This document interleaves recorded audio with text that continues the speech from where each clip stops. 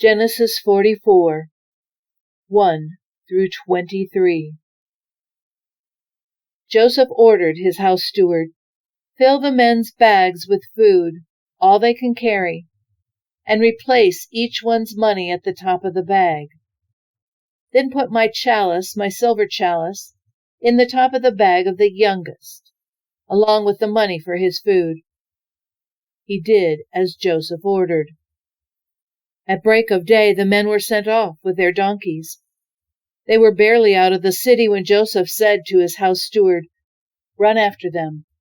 When you catch up with them, say, 'Why did you pay me back evil for good? This is the chalice my master drinks from. He also uses it for divination. This is outrageous.'" He caught up with them and repeated all this word for word. They said, "What is my master talking about? We would never do anything like that.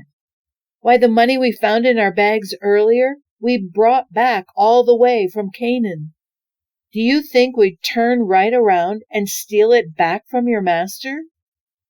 If that chalice is found on any of us, he'll die, and the rest of us will be your master's slaves."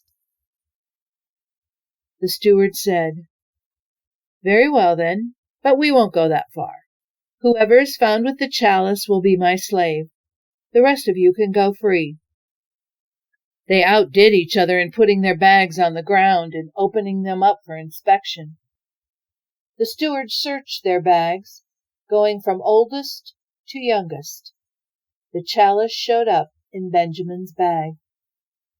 They ripped their clothes in despair, loaded up their donkeys, and went back to the city. Joseph was still at home when Judah and his brothers got back. They threw themselves down on the ground in front of him.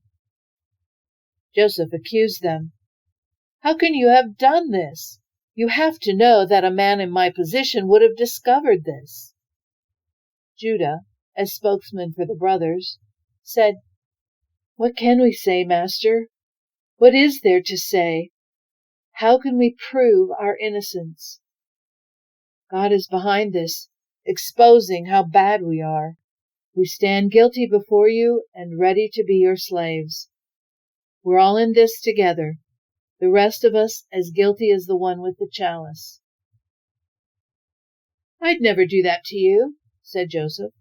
"Only the one involved with the chalice will be my slave. The rest of you are free to go back to your father." Judah came forward.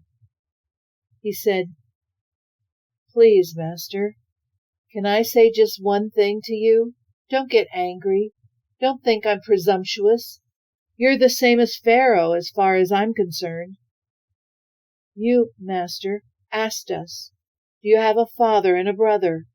And we answered honestly, 'We have a father who is old, and a younger brother who was born to him in his old age.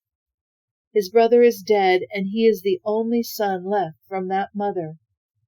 And his father loves him more than anything. Then you told us, 'Bring him down here so I can see him.' We told you, Master, that it was impossible.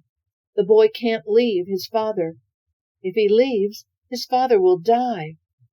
And then you said, 'If your youngest brother doesn't come with you, you won't be allowed to see me.'